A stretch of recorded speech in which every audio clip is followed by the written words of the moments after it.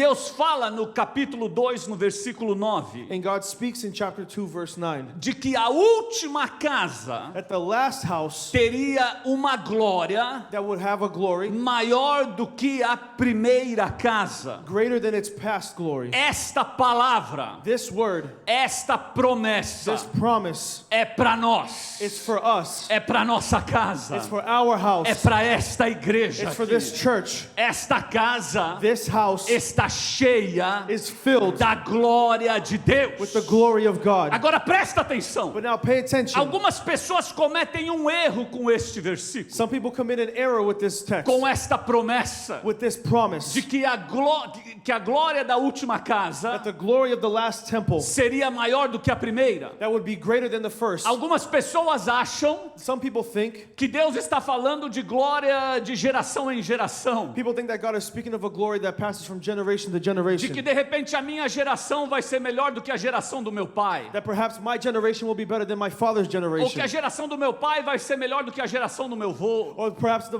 generation of my father will be better than my ou grandfather's. de que nós vamos ser melhor do que a geração que já veio. Or that we will be better than the generations that have come before Só us. que não é isso que Deus está falando. But this isn't what God is saying. Deus está falando God is saying que que a glória da última casa, that the glory of the last temple, ela vai ser maior, it will be greater, porque o desejado de todas as nações, because the treasures of all nations, ele viria he would come e transformaria and would transform them a casa dele. into his house. E o desejado é Jesus Cristo. And the desired one is O Jesus. que o profeta Ageu aqui está falando What the prophet Haggai here is saying é prometendo a vinda do Messias, is promising the coming of the Messiah, dizendo de que dia saying that one day a glória da última casa the glory of the last temple seria maior do que a glória de Salomão, would be greater than the glory of por Solomon, causa da presença de Jesus Cristo. because of the presence of Jesus. E Jesus está na casa. And Jesus is in the house. Por isso que esta casa é cheia de glória. That's why this house is filled with glory. E Cristo facilitou And Jesus facilitated tudo e this, todas as coisas. every and all things, Na última casa, in the last temple. presta atenção, Pay attention. na primeira casa, In the first no temple, templo de Salomão, in the temple of Solomon, Salomão aparecia com 22 mil bois.